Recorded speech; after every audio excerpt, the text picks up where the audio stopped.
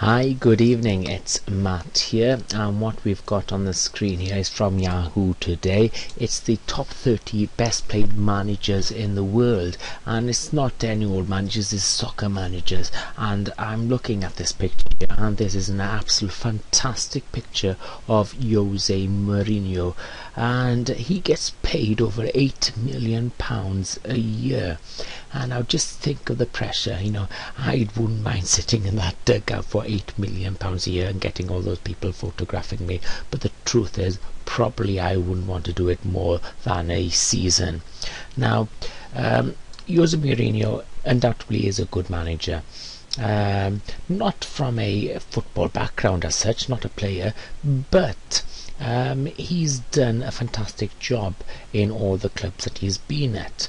I think the skill of Jose Mourinho is going there and getting the players to play the best, and also having the money to buy the best players. He's bought some of the greatest players, put them together, players at the peak of their career, and then when things have gone a bit sour, he's left before before things have gone too bad, and he's left a mess then for everybody that's followed him.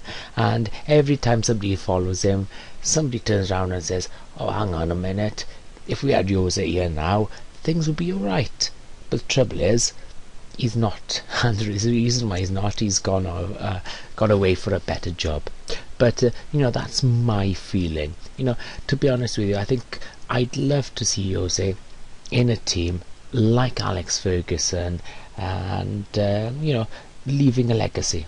Let's see if Alex Ferguson will leave a legacy at Man United. I don't know.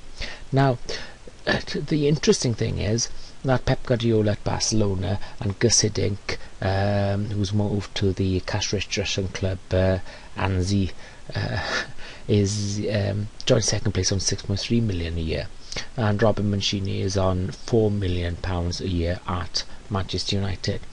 But surprisingly, they pick out here that Mark Hughes is on 3 million, and is the 13th highest paid manager in the world in soccer, on 3 million. Now people say, well, that's amazing, isn't it? Probably they had to pay that just to get their man, but I'm sure they could have got something much cheaper than that.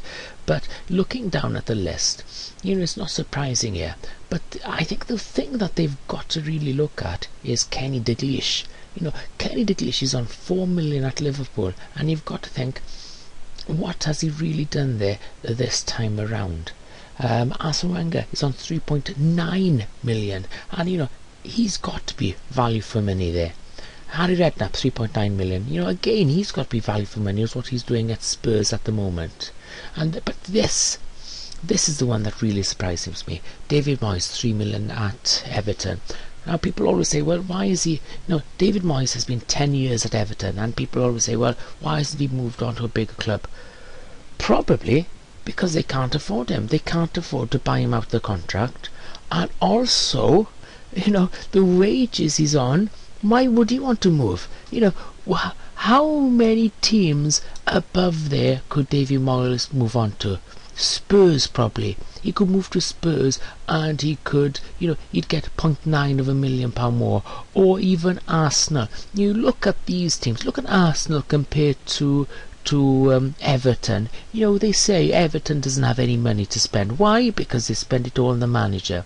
Then again, maybe without David Moyes they wouldn't be in there. But Aston Villa here are paying 2 million. It's a funny old world. Now if you've got any comments on this rich list of football managers, then put a comment at the bottom. If you want to see how I make money through blogging like this, through making videos like this, press one of the adverts around here, press the link, and we'll see where we are. Okay, good night.